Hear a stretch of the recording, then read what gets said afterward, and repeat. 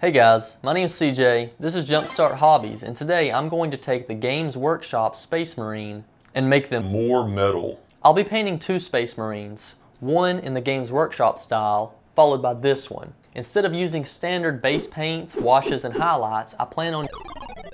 Hey guys, Future CJ here. I just finished the video that you were about to watch and discovered a few things that I want to tell you about. The original idea was to use metallic medium on every layer of the Space Marine to give it a more metal look. Pro tip, if you do this, don't use a 50-50 mixture like I was about to explain. Instead, use 2-part medium to a 1-part paint to get that metallic shine. Also, using that much metallic medium lightened my colors, so be prepared for that. When I finished this project, I thought the results were okay, but I discovered something even cooler.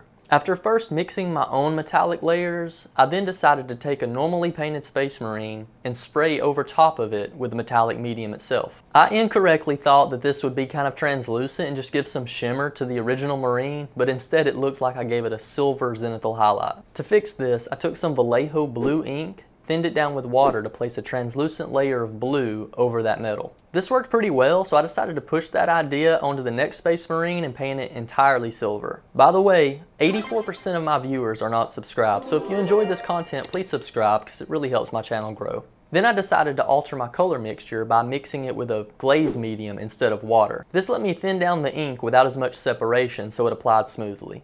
What resulted from this was the coolest metallic armor I had ever seen, and it only took me a few minutes to accomplish. So at this point, I decided to scrap the other projects, repaint all the previous Marines, and recreated this process using red and yellow inks. These are the results. I painted these silver base coats with an airbrush during the project, but I think if you took a silver spray primer, you would get this job done even faster.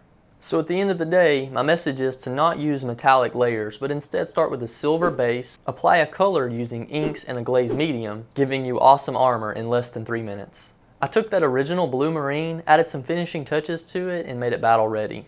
And here is the finished Marine. I hope this video helped you out and maybe even inspired you to do some tests of your own.